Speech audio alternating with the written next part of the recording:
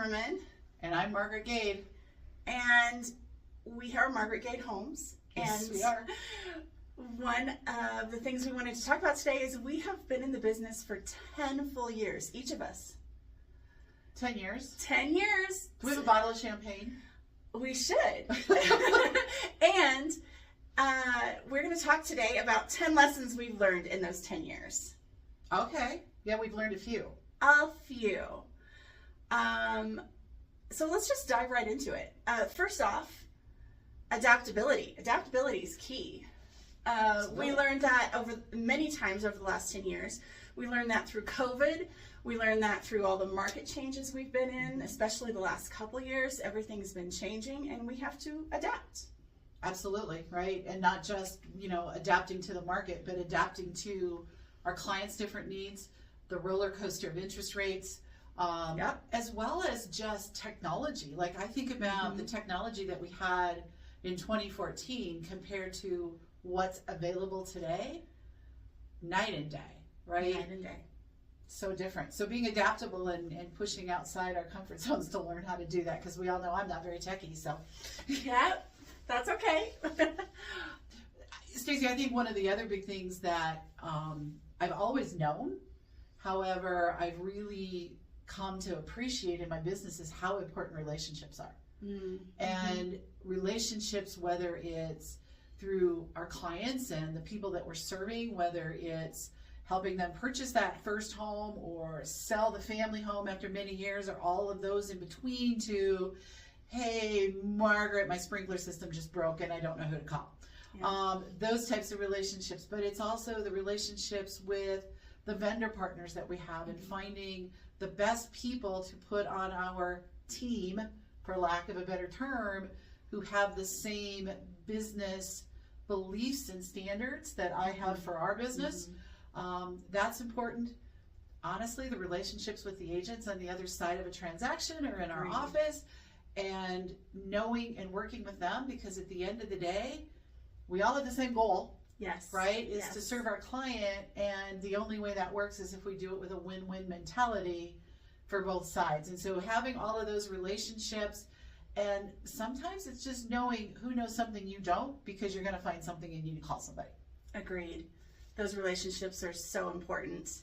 And another thing that comes to mind is the key lesson is really know your market. I mean, it is so important. This is our job. This is what we do all the time, but to know what's happening in our market with the housing industry, with real estate as a whole, it's so important. And that means we dive into it every day. We dive into it constantly. We look at houses, we look at sales, we look at statistics, we listen to experts who are talking to us about the economy, different things that are happening, lender experts who are telling us what's happening with the interest rates in relation to what we're doing with buying and selling. It's just, it seems obvious, but it's something that we really believe in, and that we must always dive into and know our market. I think actually the other big lesson learned is invest in yourself. And I'm a teacher at heart, right? I grew up with a lot of educators in our family, and many of my friends are in education at a variety of levels. And so that's always been really important to me to continually educate myself. And as you know, I also became a real estate coach during this time frame, so also educating and training others. And so one of my favorite things is to go to outside of Denver at least 2 to 3 times a year, and go to places where I can let someone pour into me, teach me things. And what's really cool is if I look at the business from 2014 to today, and some of the things that we do now as a team came from learning those things as I was out getting that education. So investing in yourself so that you can be a better business person, and also better serve the people that take care of you, which is your clients. Yeah. So another big lesson is the power of communication. We've always known it's important, even in our previous careers. Within real estate, communication is key to our clients, to our vendors, to our lenders, to other agents. It's just such a key element of what we do every day, and giving really good communication, clear communication so that our clients can make the best decisions for themselves is one of the key pieces of our business. And learning how to communicate in different ways, different styles of communication for the different people that we work with. Oh, absolutely, right? Like, I was never a big texter. Now I text. Right. Someday you might get me on TikTok. I guess that's another way to communicate, but that's not the one I've adapted yet. But when I think about communication, right, you're right. It's about providing information, and it's also the style and the method of delivery. But even a bigger piece of that is one of Gary Keller's big thing that has resonated with me as I've been coaching is to seek first to understand, and asking great questions, because at the end of the day, if the communication is only going like this video one way out to all of you, that's not really communication. And so learning to be a really good listener, because not everyone's situation is different. So that's also, just to add on to what you were talking about with communication, was really big to me. Okay, one of my other big takeaways as we're talking about the last 10 years is a quote, and I actually it's from a book, and I actually got to hear the author speak several years ago at an education conference. But everybody that I coach laughs because I say this all the time. Come on, everything is figure-outable, right? And so, oh, what's that? Oh, that's my little sign. She has a sign because it's so true. Everything is figure-outable. Yeah, exactly, right? And so everything has a solution, even though when you're right there in the middle of it, you might not see it. And you just sometimes have to take that big step back and say, okay, what are our options? What are we doing here? And leaning into people who maybe have been there before you, as well as people that you know outside in the world. Like, true story, last night I was helping a coaching client with an issue, and the people that I was with, one of the guys happened to be a plumber. And so I leaned over and I said, hey, does this sound right? And he was able to answer the question. And so just everything is figure-outable, either by just taking a step back or knowing who to talk to, and not allowing your emotions to take it out of control. So true. Easy to do, but to get your emotions involved. But Easy to say, yeah. Yeah, yes. So another piece, another big learning, I guess, another piece of the business, another thing that we do is we have to be creative and flexible. In our business, it's crucial, creativity and flexibility, because as you said, everything is figure-outable, but in order to address those issues that come up, we know that the solution may be different each time. It depends on all the little nuances of the situation, the buyer, the seller, the agents. There's so many different pieces, and we have to be really creative. And it could be something with, do we sell first and then buy? Do we buy first and then get you moved and then we sell? It could be something with lending. We've run into so many different things. I mean, we're professional problem solvers, right? We've run into so many different things, from, what was it, a lender discontinuing a program 10 days before closing. Oh yeah, I forgot about that one. I mean, to, hey, they signed the wrong thing, or something was wrong in the contract. How do we fix it? You have to be creative, you have to be flexible, and address each situation individually.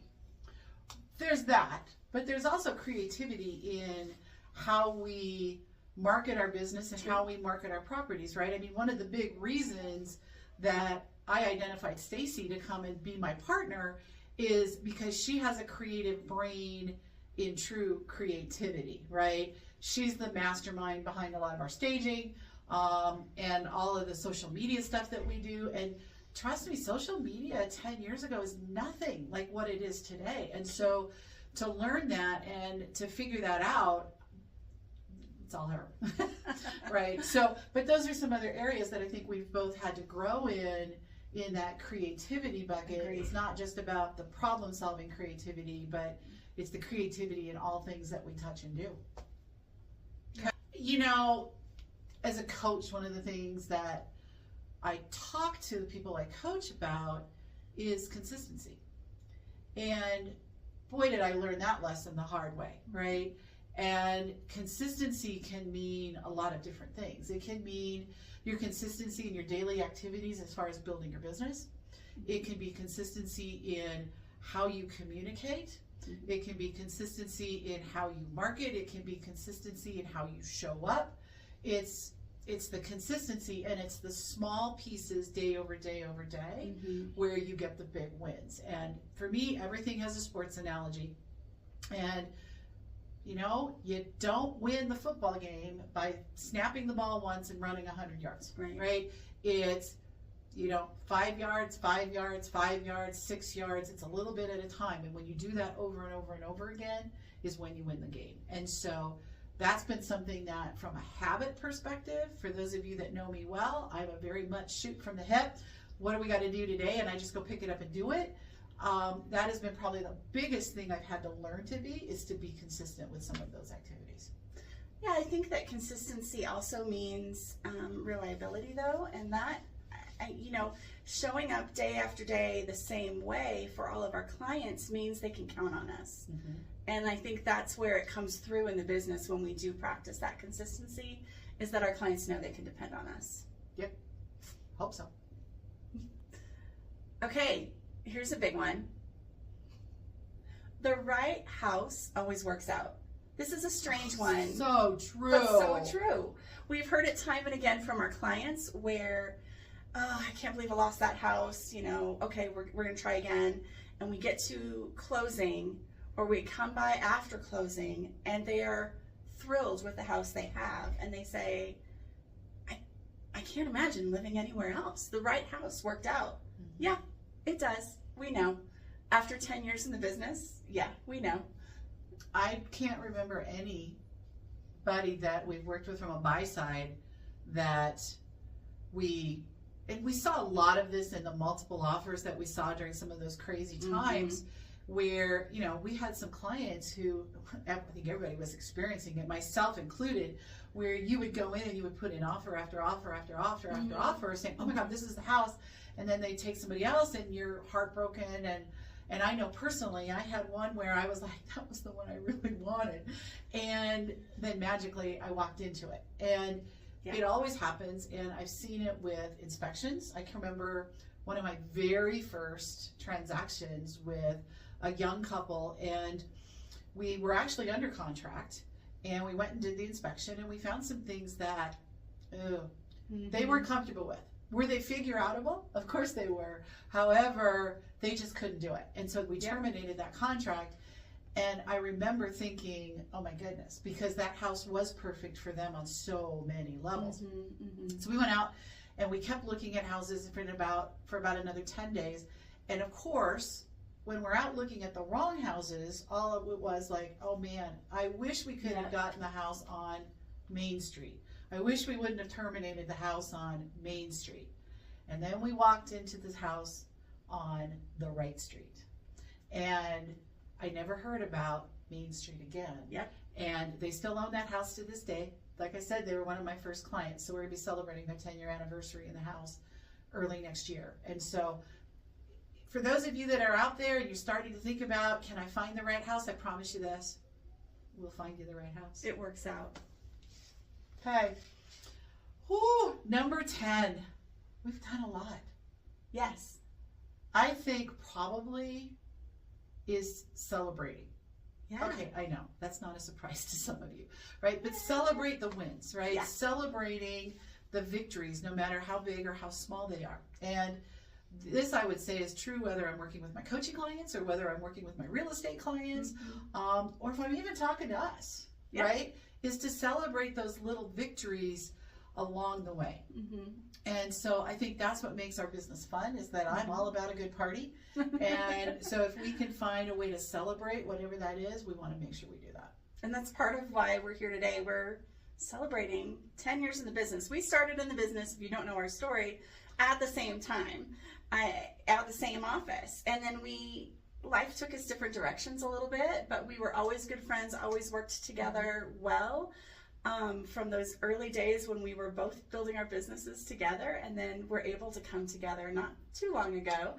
and team up and become, do this business together, and celebrating 10 years in the business, which is unbelievable and so much fun. So we are glad we got to share these 10 lessons with you today, and we hope that we'll be able to celebrate even more wins with all of you, whatever that looks like for you.